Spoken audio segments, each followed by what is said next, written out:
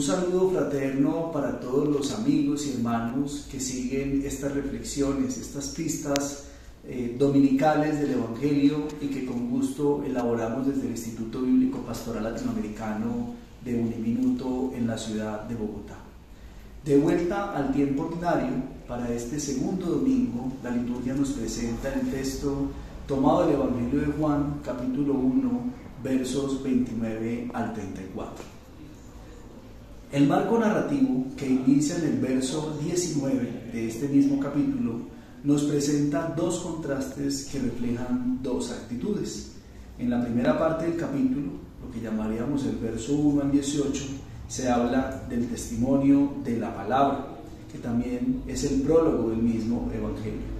En una segunda parte se habla del testimonio, que encontraríamos en el verso 19 al 34, y un tercer momento que podríamos llamar el del seguimiento, que cierra con los versículos 35 al 51. En este caso la liturgia nos invita a reflexionar, a indagar en el texto de lo que acontece en el verso 29 al 34. Sin embargo, es necesario que nos remitamos al menos hasta el versículo 19. ¿Qué encontramos allí? Básicamente, en este primer momento está la confrontación que se hace al bautista sobre su identidad y la praxis que está realizando, que es la acción de bautizar en el Jordán. Ante la inquietud sobre si el bautista es el Mesías, Juan lo niega rotundamente y aprovecha para explicar su función, que aparece muy bien en los versos 31 al 33. Viene la pregunta: ¿por qué la inquietud de los enviados? Es decir, ¿por qué la inquietud de los fariseos que enviaron a sacerdotes y levitas para interrogar sobre la identidad de Juan el Bautista? Simplemente porque la esperada vuelta de Elías en los tiempos mesiánicos es motivo de preocupación para las autoridades religiosas de Israel. Sin embargo, la negación del Bautista de ser Elías no calma la tensión, ni tampoco la negación de su identidad profética, que luego en el verso 22 es confirmada. Yo soy la voz que clama en el desierto. ¿Qué quiere decir esto? Que si bien Juan primero niega que es el Mesías, no niega que él sea un profeta. Esto es bien interesante. El Bautista es un auténtico profeta que tiene la función de preparar el camino del Mesías y revelar, porque le va a ser mostrada luego, como él mismo lo va a indicar, la identidad del Mesías. En un segundo momento estaría la revelación del Mesías, es decir, del Verbo encarnado, que ya en el prólogo el mismo evangelista, de los versos 1 al 18, nos ha expresado y explicado muy bien. Sin embargo, el pasaje de la liturgia de este domingo inicia con la frase "al día siguiente". Esta expresión es muy típica del Evangelio de Juan, que siempre está jugando con los días, pero que para este caso también, en el capítulo 1, se ubica dentro de un marco de creación.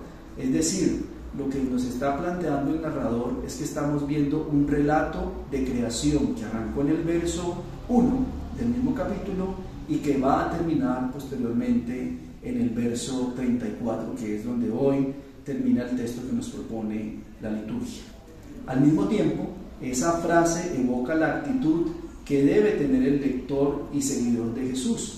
¿Qué indica la expresión del día siguiente? Además de ubicarnos en un relato completamente creacional, nos está invitando o describiendo una actitud, y es la del discernimiento. En el primer día, versos 19 al 28, es el interrogatorio al Bautista, y al siguiente día, es decir, después de un tiempo de discernimiento, viene este momento de revelación.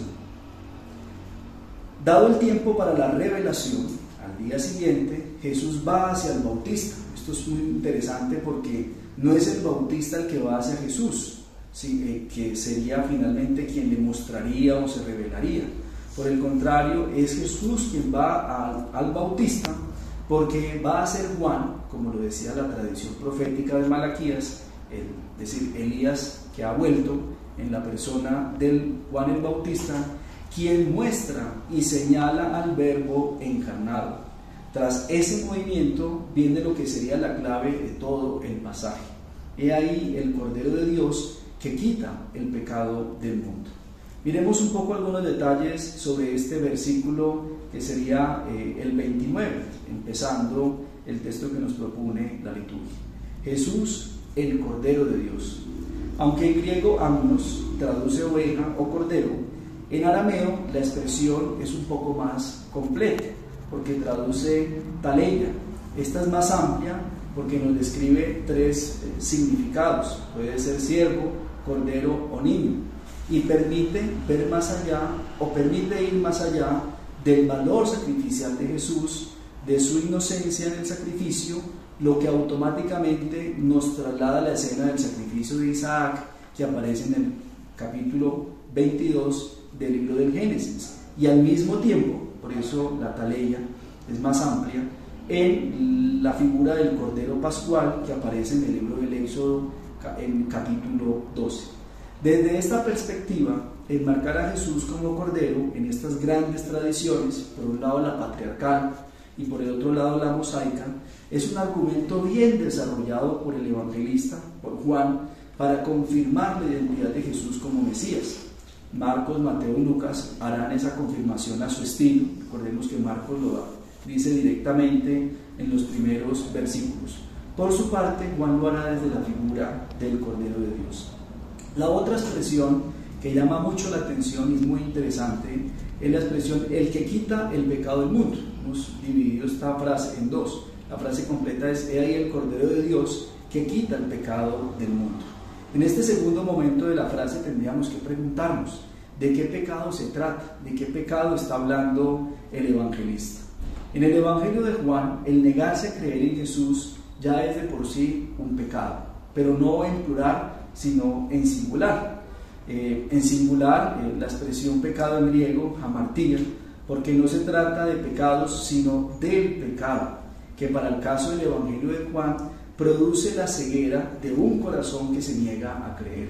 Ya en el capítulo 9 de este mismo Evangelio veremos ese largo desarrollo que el evangelista dedica a explicar este proceso de la ceguera.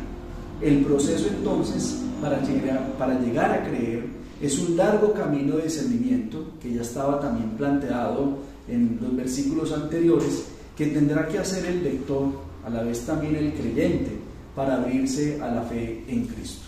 Un asunto final tendría que ir en la siguiente vía, y es la expresión del Bautista cuando dice que no le conocía. Llama la atención que Juan, pero también es muy lógico que diga que no conoce al Mesías, y lo dice en dos ocasiones, en el verso 31 al 33a.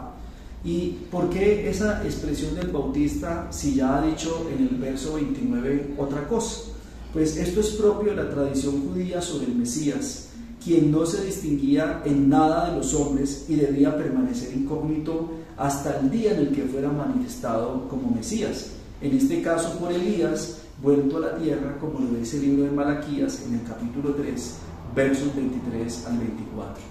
El Bautista entonces dice que no le conoce, eso es cierto, él no le conoce, Mesías debía permanecer de incógnito, por así decirlo, pero en el verso 34 confirma que le ha conocido. Y es interesante en lo que estamos planteando que diga que lo ha conocido por gracia del Espíritu Santo. Es el Espíritu Santo quien se lo ha revelado. Y que se lo ha revelado en el momento del bautismo. Aquí se repite la misma dinámica retórica de los versos 19 al 29, donde el Bautista niega ser el Mesías y confirma ser el profeta. Con lo dicho hasta aquí, puede decirse que desarrollado el marco teológico sobre el origen de Jesús, que se ha esbozado desde el versículo 1, queda clara la validez del testimonio de Juan, la identidad de Jesús y la intención del Evangelio. ¿Y cuál sería esa intención? Llevarnos a creer en Jesús para superar el pecado, en singular, que no es más que la incapacidad de creer. Quisiera terminar con algunas dos pildoritas para que en este tiempo de este tiempo ordinario al que hemos vuelto después de las festividades de Navidad, que podrían ayudarnos mucho en esta dinámica de la palabra. En primer lugar, está la invitación a ser testigos de la palabra.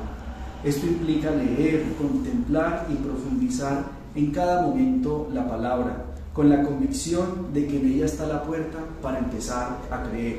o al menos para hacer ese itinerario de seguimiento que luego nos mostrará el Evangelio en este mismo capítulo, en los versos 35 al 51. Y la segunda actitud, reconocer en la palabra un camino para llegar a la fe y llevar a otros a la fe. La palabra como camino es la invitación que hacemos a otros para salir del pecado de no creer en Jesús, el Mesías, y llegar a la fe. Para todos, un buen domingo en el día del Señor.